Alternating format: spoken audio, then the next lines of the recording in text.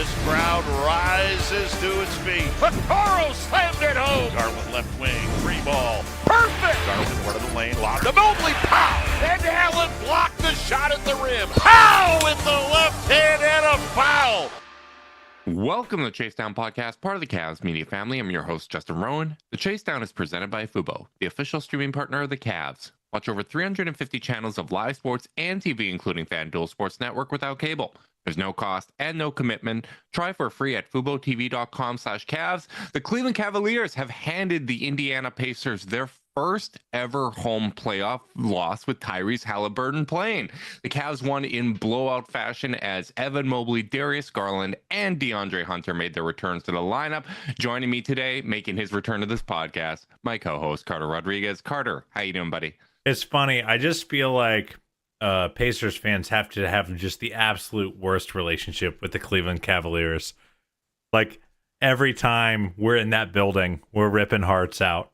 I still remember the Cavs Pacers game I went to where the playoff game in Indy, Pacers go up like 30 in the first half, and LeBron, Channing, Kyle Korver, Darren Williams come back and just rip their freaking hearts out. Not quite as much drama in this one. I felt like the Cavs kind of had this one from start to finish. It just goes to show you like what the baseline talent level of these guys that were missing add to what makes the team so dynamic. You know, Darius doesn't have a eye-popping stat line by any means, nor does DeAndre, but the game just feels a little different with them out there right away. And then it felt a lot different with Evan out there, who was absolutely freaking phenomenal. 18 points, 13 rebounds, 4 assists, 3 steals, 3 blocks. Just completely, the head of the snake of the 3-2 zone was phenomenal. But then it just goes to show you don't need to give Donovan Mitchell too much. You don't need to get him too much help other than a couple catch and shoot opportunities here and there and a couple possessions off where he gets to be on the weak side of the ball. At another masterclass. I actually think he was better in this game than he was in game 2, even though the stat line was better in game 2. I favorite would ever? argue. I think this is my favorite Donovan Mitchell playoff game as a Cleveland Cavalier. I think he was terrific on both ends of the floor. I felt like the shots he was taking were all the right shots. I just felt like he was in complete control of the game, and it once again goes to show, right? Like, he's just put in better context when this team is healthy. Even Darius, in a limited form, what he's able to do to get Indiana into rotation, to open up opportunities for other guys with the dribble drive game. What Evan Mobley is able to do to open up opportunities for other guys. Like, it was just a much healthier ecosystem. And you look at that starting lineup, they outscored Indy 46-19. Like, that's nuts. I mean, it felt like it. Yeah, Pivot Fade has them at a plus 83 net rating for this game. And here's really the wild thing. You're talking about how good they look and how good this team is when they do have everybody available. I think one of the most frustrating things about this series, and beyond the fact that, as I said on the last podcast, the last 2-minute report did come out with the apology and, you guys probably should have won, but it didn't work out. That's frustrating.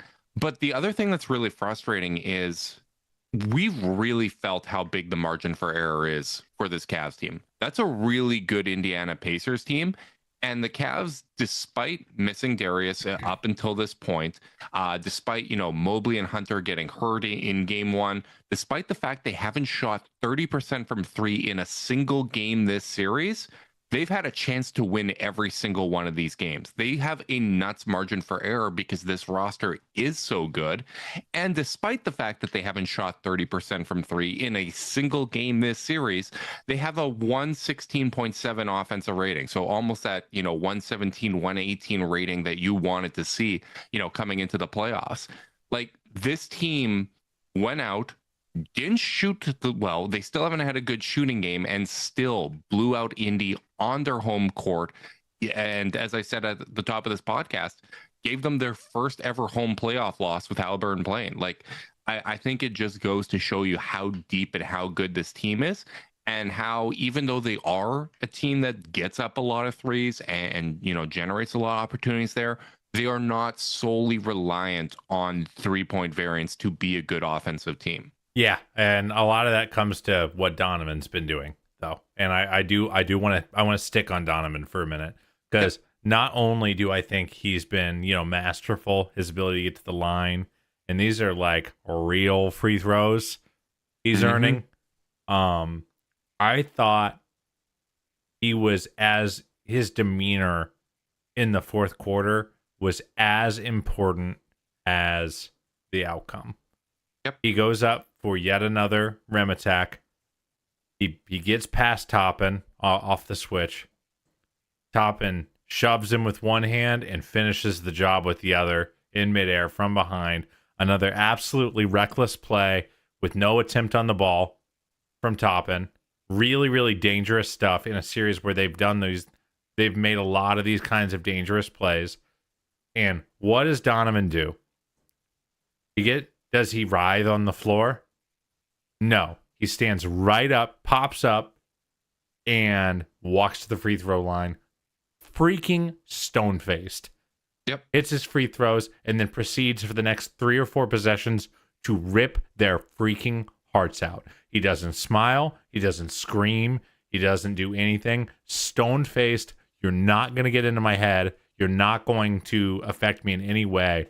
I thought that was one of the, we've had a couple moments with Donovan that have really warmed our hearts to him as a player. I think about him bigging up Darius after the corner 3 against Orlando in Game 7, and that level of F you, everyone else. I'm like, that's my point guard kind of energy. Yeah. I feel like I'm gonna remember his face more than the plays he made, but his face straight up. Donovan's an expressive player. He was clearly pissed that he had been pushed in midair, and he was like, I'm just gonna kill him. Yeah. And I'm gonna take their spirit. I'm gonna stop this run.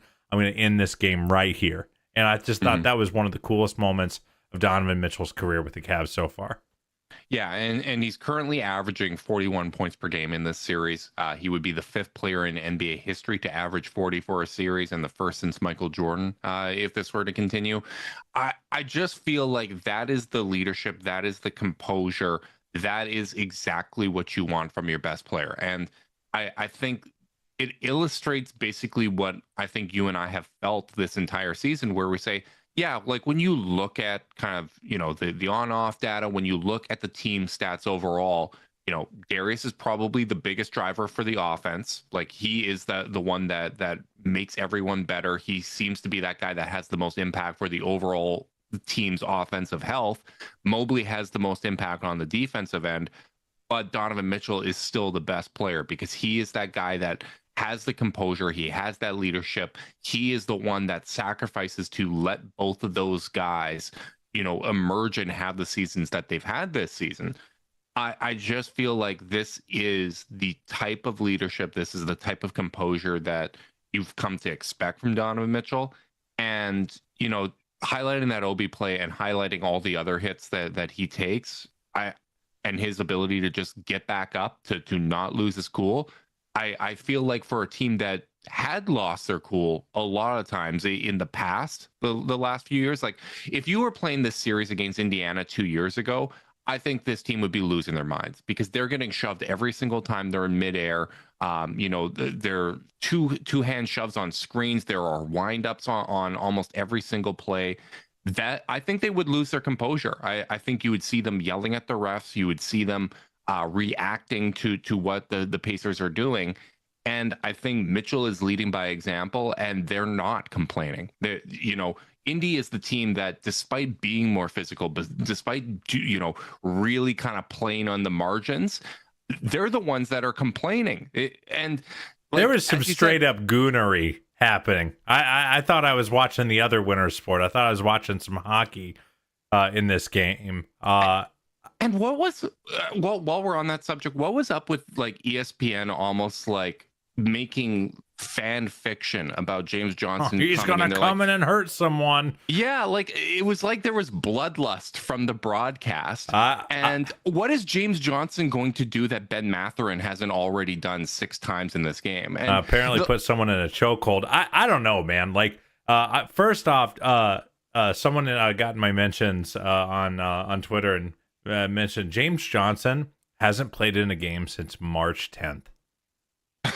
Like, and I went and checked. I was like, that's not true. Yep. So, like, you know, putting him in with 5 minutes while he also had Halliburton, Nimhard, and I think Mathurin out there, I thought that was a real kind of statement.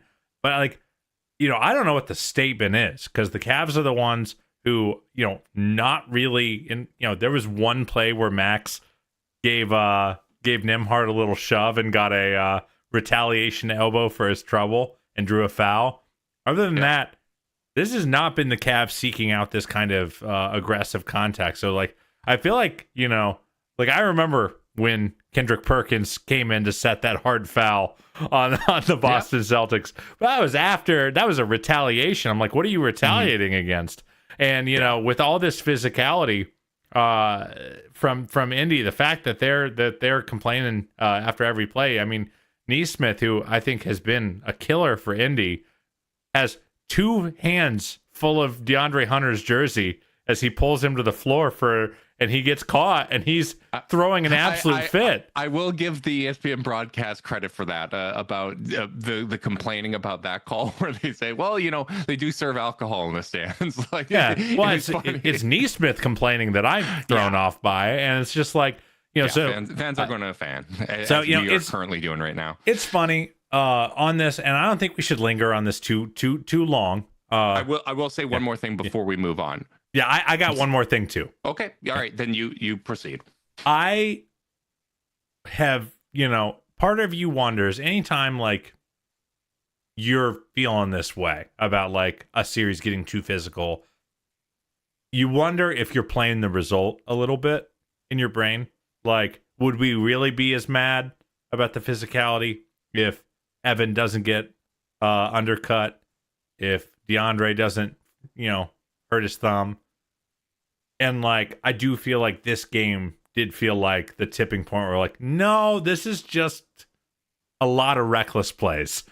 And, like, in game 1, I didn't feel like that was the case. I was like, okay, like they did hit us in midair a couple times, but I think those are playoff fouls, right? Like, hey, Jared Allen's going up for a clean dunk.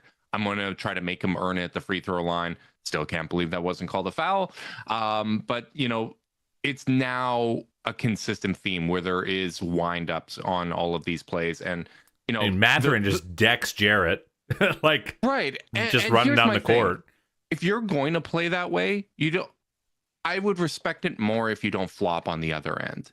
And for shoves of players that are defenseless in midair to not get called, and then Mathurin tie up Darius Garland, push to free himself, and Mathurin flops, and they reward that. I can't believe that. If you're allowed to hit defenseless players, you got to at least let someone fight to separate it. And, you know, stuff like that just drives me nuts because it goes away from what the game is. I'm here for physicality. I like the fact that the Cavs have responded to the physicality of the series. I like the fact that the Cavs' physicality is related to basketball. They are killing Indy on the boards. They are killing them on the paint. They are killing them with second chance opportunities. It's why they've managed to score so much despite not shooting, 30% from 3. Like, I like that. I think they are responding. I think they are showing composure. And honestly, one of the things I love about this game is I feel like I've learned something about this team. I feel like, Darius, Evan, and DeAndre going out there and playing hurt, the team responding to losing game 2 in the fashion that they did and coming out and playing well to start this game, to not look rattled when Indy makes their runs.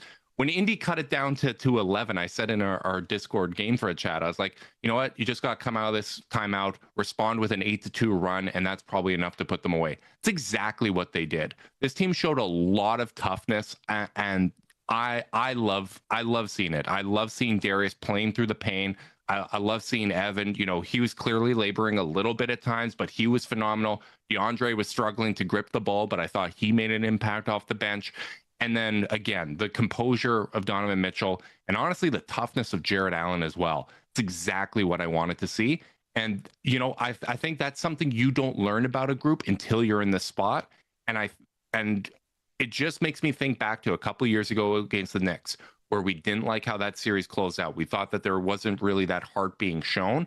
And this is why you have some patience with a group. And this is why you let teams go through the battles and mature and get that experience, because how you respond to those moments, failure doesn't bother me. How you respond to failure and how you grow from it is the most important thing. Yeah, and like even tactically, I think they really showed up really ready for the physicality. Their press break was phenomenal in this game. Indy was really, especially in the second half, I thought their press was getting more and more violent, more and more physical. More plays where Nesmith was trying to ride Donovan the entire way up the floor. Few possessions where they did that to Max. I thought the Cavs did a great job finding release valves for their guys and moving off the ball quickly when a guy who wasn't a ball handler served as that release valve. A guy who the box score is not going to show that he was helpful in this game. Sam Merrill, he goes 1 of 5 from 3 in his 20 minutes. 3 points, 2 assists. Sam's game. I thought he played a good game. I thought against the press, against pressure, he presented so many nice little shows into space to give Donovan a target and then get off the ball and find the next guy. Because I think Sam knows he doesn't want to be dribbling against Nesmith or Nembhard with them pressuring him in the full court. There was a couple plays where he did get the outlet, looked off the pass, so they peeled off, and then he was able to get it across half court. These are like the smart, unglorious plays that like help you overcome that pressure, especially when you're at a bit of a playmaking deficit, just because Darius is laboring, because Ty isn't having he's having a nightmare series. He had another really rough game. Like, if you're going to be down one of your lead point guards and your other one's not going to be there, that's what they didn't do in game 2. It's not just about like be fast so you get open, be fast and good at dribbling. Like that's the lazy man's press breaker. Like the smart man's press breaker is doing exactly what the Cavs did in this game, which is flashing into empty space, making yourself an obvious and clear target for the guy getting pressured or for the inbounder, and then filling the gaps and sealing off guys once the corner is turned. The Cavs got 2 or 3 buckets in this game, just coast-to-coast layups. I mean, Max got his dunk. Donovan got his 3. Is crazy. I cannot believe he maintained his balance when he kind of threw the ball out in front of him and had to sprint to go get it, and then still got around the corner and got the wide-open layup. I think that was near the end of the third quarter. I just thought their composure against that pressure was really, really good, and I don't know if that was a thing that they just drilled or if it was just a thing they collectively agreed we're going to be the smart basketball players we've been all season. But I think tactically, offensively, that's what I was most pleased with. Yeah, and I think some of it's also probably just settling into the rhythms of a series, right? Like you start to know what the tendencies are. You know what Indy's going to be throwing at you on every single possession. And I'm really glad that you highlight Sam, because I thought of the bench players, I didn't mind what DeAndre gave them. Obviously, he was having some issues gripping the ball, but I thought overall he was a net positive. I thought Sam was a positive as well. And Game 1 was a really tough game for him on the defensive end. I feel like his defense has been a lot better these last 2 games. I think he's doing a good job there. And, you talk about not shooting particularly well, going 1 of 5 from the field. you're a make away from being a 40% 3-point shooter, right? Like, that's the margins in a situation like this. So I'm not going to sit here and be like, one make or miss is the difference between you having a good game and a bad game, right? Like, I thought he played well. He just didn't shoot particularly well. But I thought his defense was really strong. Did a good job, in the midst of that 3-2 zone that the Cavs are out there. And I thought, going to the 3-2 zone was incredibly interesting. We've loved that. And we haven't seen it since Mobley's rookie year, but we haven't seen it since Lauri Markkanen was a part of that 3-2. And I thought it was really, really interesting that Kenny went to it in multiple instances. One, he went to, obviously with Mobley as the head of the snake in the 3-2 zone. And then when it was just when it was just Evan Mobley out there and Jarrett wasn't out there, he used DeAndre as the top of it as well. I thought that was a really interesting wrinkle, and I would expect them to go to it more in this series. Indy's probably going to find some adjustments, and they're going to have a plan of attack going to the zone. But that's a defensive look that I feel pretty comfortable with. I think the Cavs can execute that pretty well, and having both Mobley and DeAndre Hunter that you can use at the head of it, depending on whether or not Jarrett's there for the backline support. I really do like that as something that they can do for this series. It really speaks to just how freaking smart this team is, that they can run a zone they have not run all season and just be really good at it right away. I mean, Indy was really short-circuiting. Halliburton, who had a non-existent game. I wouldn't even say a bad game. It was like he wasn't even playing. 8 attempts, only 1 3-point attempt for him, 5 assists, 4 points. You saw his decision-making short-circuit several plays. And I think I've always loved Mobley at the top of that zone ever since it was kind of, called out early in his rookie year that was what the Wolves like to do with KG. I think the Cavs' positional size and smarts and having a Jarrett who can be at the bottom of the zone is just kind of a cheat code. Yeah. I'll be interested to see how much they go back to that and whether Indy has answers. Because if there's one thing, the 3-2 zone does a really good job of kind of cutting off those wings, those deep corners. That's a lot of ground to cover, and I'll be interested to see if Indy tries to find their way into the corner a little more, or even just kind of tries to clear out with some Pascal post-ups. That's an easier zone to post up a little bit than the 2-3, I think. Mm-hmm. And Pascal really hasn't had like a game this series. If you're looking for like a thing to be angsty about for the Cavs, like he's been fine, but like I just loved that they were able to. I love that they were able to break that out. I love what Mobley's presence at the top does to sight lines for the point guard.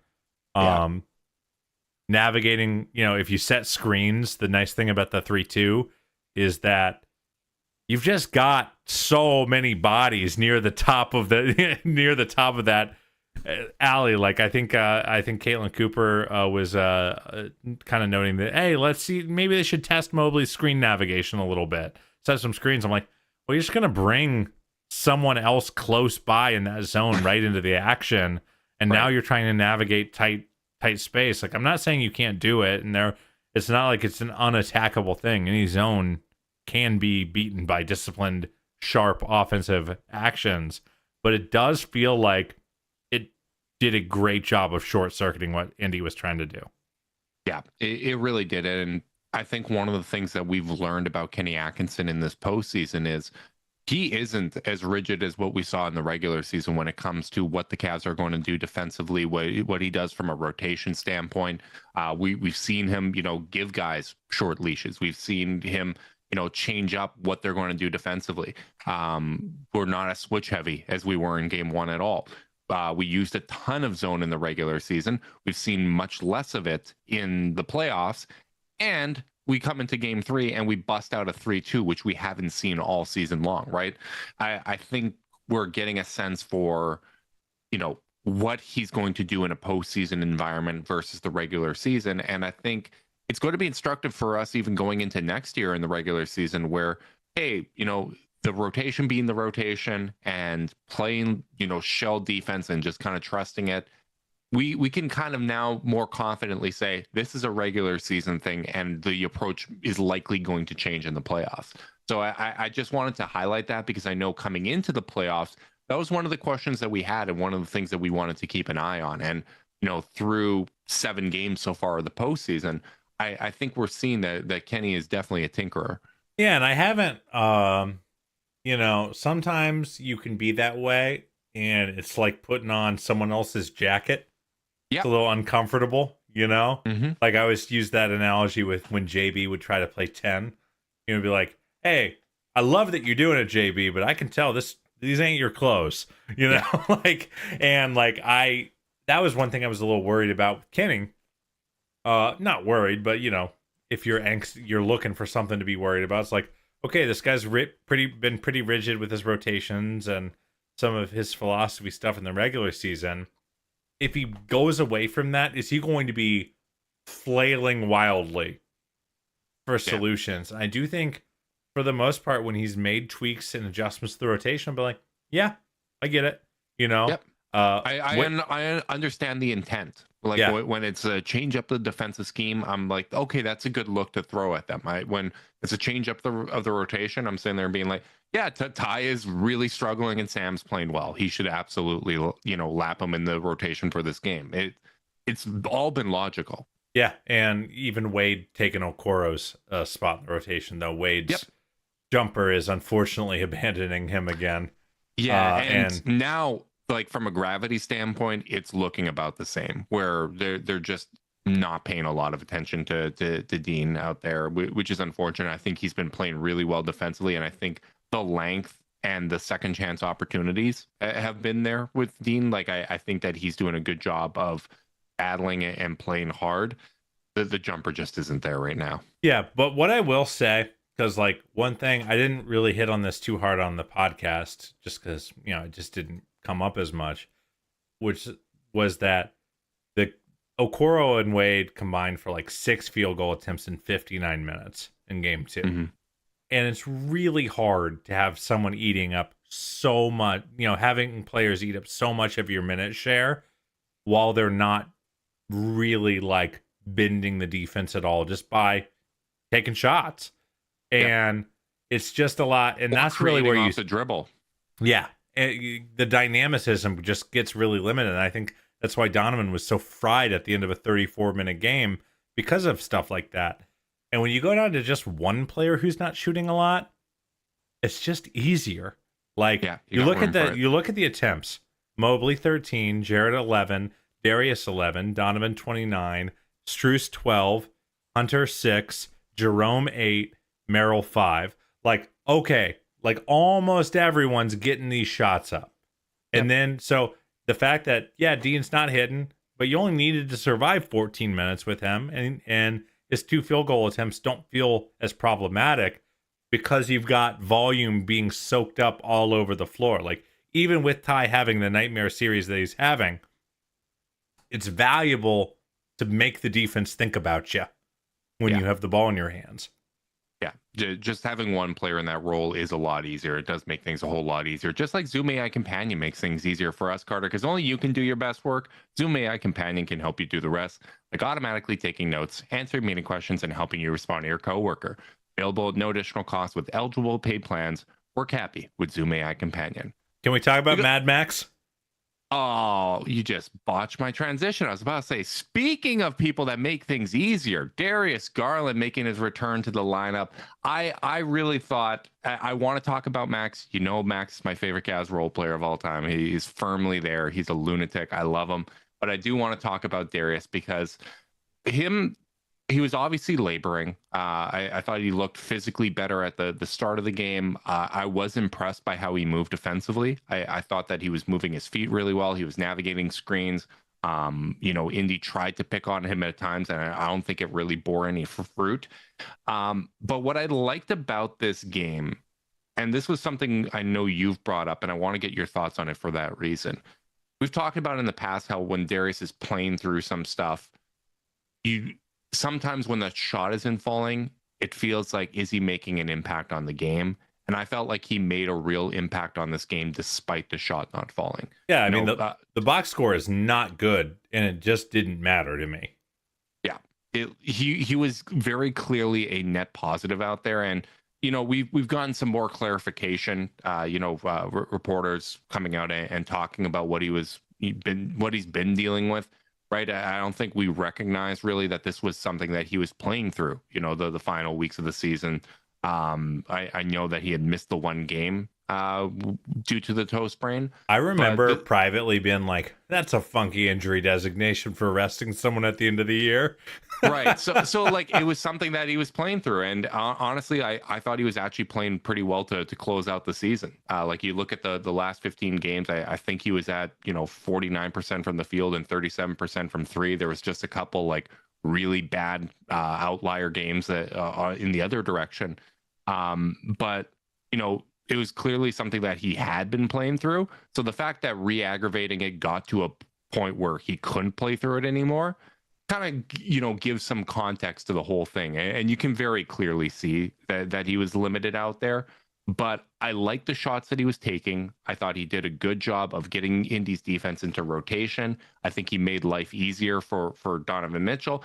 And I think he makes life a lot easier for Max Strus as well, because Max as a secondary playmaker is something that's effective, right? Like those little side pick and rolls he runs with the bigs. He has great chemistry in those spots. But him as, a third playmaker, when the defense is keying in on Donovan, Darius is getting the defense into rotation, and then he swings it to Max. I feel like that is the most optimized times for Max Strus, where, you're paying so much attention to those two guards, and he's really able to cook, whether it's as a playmaker or as a scorer, or even just crashing because so much attention's being paid to the core and he's getting offensive rebounds. I just feel like he put everybody in their more natural position. And as Kenny Atkinson said after the game, this is something he's going to have to play through. If they can get 15 to 20 minutes from Darius, that's going to be enough to make a real impact. Yeah, I mean, you just need a little bit of a release valve for Donovan. You need someone to start plays. You need someone to feed Evan and Jarrett comfortable possessions. And like I thought Nesmith had a really hard time guarding Darius. Darius was consistently able to turn the corner, keep Nesmith pinned on his back hip, get into the defense and maintain his dribble. I just thought he was really, really good in this game. And I think, well, actually, here's what I'll say. I don't think he was really good in this game, but what he brings is so valuable to this team that it doesn't matter. Like, what he brought tonight added another layer of dynamicism to the offense that makes it okay that he's not moving that well and that he is taking some possessions where he's just like, I turned to my wife at one point. I was like, Darius is just hanging in the corner on this possession. He ain't gonna be moving, But like even then, because he's such a good shooter, you still have gravity even when you're not moving. So like, and you're doing decoy possessions. So I think it's a testament to his understanding of the sport and his the way that he's a savant, that even as limited as he was still really, really giving it his all out there. And I don't think, once again, taking it back to 2 years ago, I don't think if he was in this physical condition 2 years ago, he could have been as effective as he was tonight. Like, I thought he played better than he shot. Like, I liked the shots that he took. I didn't feel like he was pressing. There was those two possessions in the third quarter where he got mauled, driving to the basket. The one thing I'll say is, when you're in this state, don't slow down in the lane to try to draw contact. Just go up, man. Like, Indy is looking for every opportunity to deliver that contact. You gotta change the decision making there. I understand you want to play your game, but I thought he wasn't pressing in ways that felt harmful. The shots he took were the right shots, and I thought the playmaking opportunities he generated were all meaningful. And if that's all we get, that's really helpful. I will say, it's like that's going to be something that's nagging in my mind, because I think coming into the playoffs, our ultimate goal was to contend for a championship and win a championship this season. There is so much work to be done in this series. You can't take anything for granted here. But if this is going to be something that just lingers for the rest of the playoffs, it is going to cap the Cavs ceiling this year. And like that's going to cap my enthusiasm to some extent. But if this playoffs turns into, all right, let's find out how tough this team is. Let's see if this team can come back from down 0-2 after losing both games at home. Let's see how they can win with a limited Darius and see if, hey, Evan is going to step up and give us 18 points, 13 rebounds, 4 assists, 3 steals, 3 blocks. Donovan's going to play out of his mind. Like, let's see this team problem solve and find out how tough they are and how far that they can go, even with this team being banged up. If that's what this is, that's at least a playoff run that I can be proud of. And when I look at the effort that the Cavs gave tonight, that's an effort I can be proud of. This is a team I can be really damn proud of. This is the team that I watched all regular season, win 64 games, that found ways to problem solve. That's what I care about. Am I frustrated that this is something that could potentially cap this season? Yes, but I appreciate the effort. I appreciate DeAndre, Darius, and Evan all going out there and playing, hurt and playing limited. Let's see what this team can do. Let's go win this other game in Indy. Yeah, I think I left this. So going into this game, I was really trying to keep my expectations a little flat. Like how long did that last? Pretty well. I kept it I kept it pretty even for at least the first half. But one thing that I was really kind of like guarding myself against, because I saw all these Cavs fans correctly celebrating that all 3 guys were going to play, and my kind of question was going to be like, but can they? Are they doing it because they have? I didn't know if it was going to be a positive. Yeah, are they doing this because they have to, and it's not going to go well, or are they doing this because they're actually able to go? And like a big thing I am really interested in this game for, and I think not to go Debbie Downer a little bit here, is there's a big difference. Respond.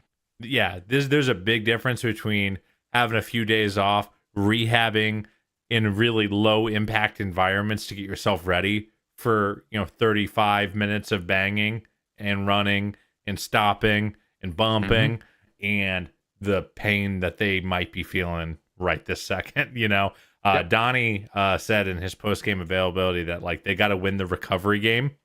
Yeah, I like that framing of like that's as big of as part of the competition as anything. And they're not on home turf to they don't have the all those lovely Cleveland Clinic facilities and all the things that they're used to having in the comfort of home to try to win that rehab game and that recovery game. But it's going to be really, really important because Evan I think just said in his post game that he was wearing a boot after game 1. And that's crazy that he was moving that well. So we'll see after the adrenaline wears. Fast healer, it's wild. We'll see after the adrenaline wears off, and we really get a good look at how these guys recover, how well they move. But like I will say, especially the way Evan moved did kind of build me back up a little bit in terms of how I'm feeling. Because I thought he was just utterly dominant in this game. He had Butterfinger. It's funny he got charged with no turnovers because he had insane Butterfingers to start this game. It was like rebounds that went out of bounds. He had a pass too, I think. But either way, I just thought outside of that like first 2-3 minutes of Butterfingers, he was dominant.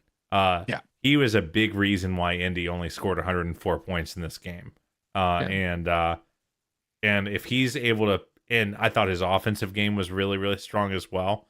His finishing, his rim attacks, his ability to draw fouls, all really, really strong.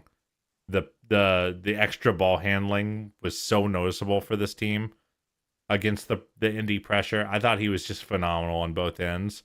And that's a really good box score, 18-13, 4-3-3. I think he played better than it. I think so too. And, he's going to be an all-NBA player, which by virtue of that, he's a top 15 player. And I felt like he was a top 15 player tonight. I feel like he has been a top 15 player throughout these playoffs. And, as discouraging as it is to see Darius not be himself, and you know what that means for the team. And I'm with you. Like I'm worried about what it's going to look like for Game 4. The excitement of Evan Mobley is just like that's buoying me. And I said, you know, in our private chats, I was like, I don't think I'm going to get like all the way fired up unless, you know, they come back and they make it 2-2 in this series. When they were up like 19-5, I was already all the way in. Like I don't know who I was kidding. I was lying to myself. I'm an excitable boy. I always will be. But you know, like as I said, if this playoffs turns into, all right, what can Donovan and Evan, you know, do with a very good team, with a very good supporting cast, with Jarrett Allen, who, you know, again, we get so excited about everybody else. We don't talk about Jarrett Allen getting 19 and 12. Like he was awesome again tonight. What can this team do, even if it is, you know, a limited Darius?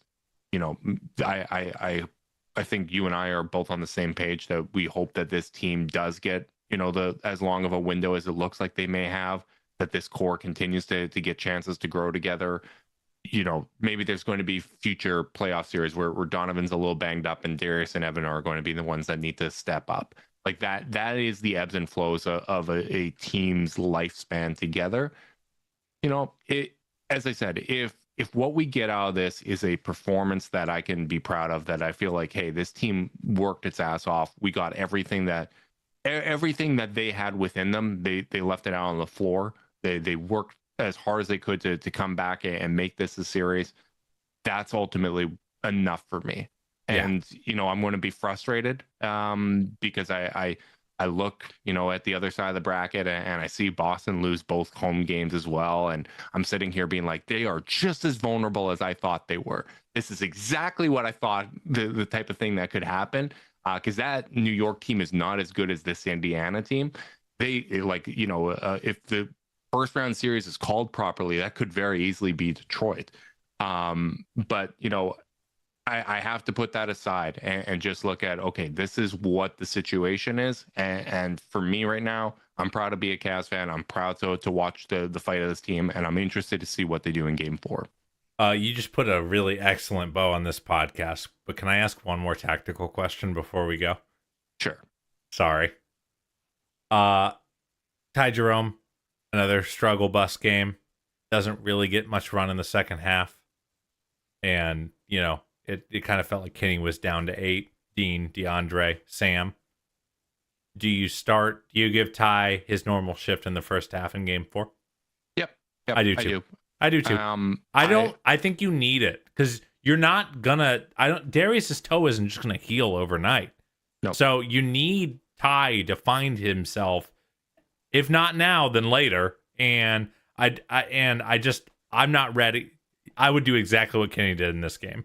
If it's not going well, pare it down in the second half.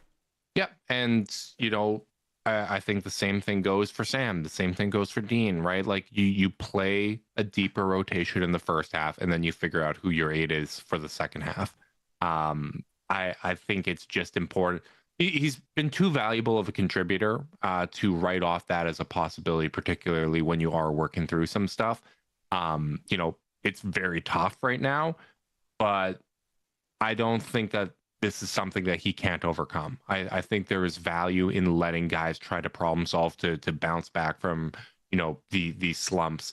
It's not like he didn't have slumps throughout the season as well. You know, just let him work through it and see if he can give you a lift, because we are still due for a good shooting game. And when we have good shooting games, Ty Jerome is usually a pretty big part of that. Absolutely, brother. Sorry to wrap up your wonderful little bow. I really wanted to get that question before we say goodbye. It's fine. It's a good question and need to be in the podcast. So thank you for doing that. And a big thanks to our listeners for tuning in live on YouTube. We appreciate you guys. Make sure you like and subscribe. Click that notification bell so you know when we're going live. If you're listening via podcast and you want to support us, leave us a rating, leave a review, subscribe, unsubscribe, resubscribe, and help cook those books. If you want to be part of Chasedown's exclusive Discord chat, send a screenshot of the review to chasedownpod@gmail.com. However you choose to support us, we really do appreciate it. Make sure you guys are staying safe out there. Until next time, go Cavs.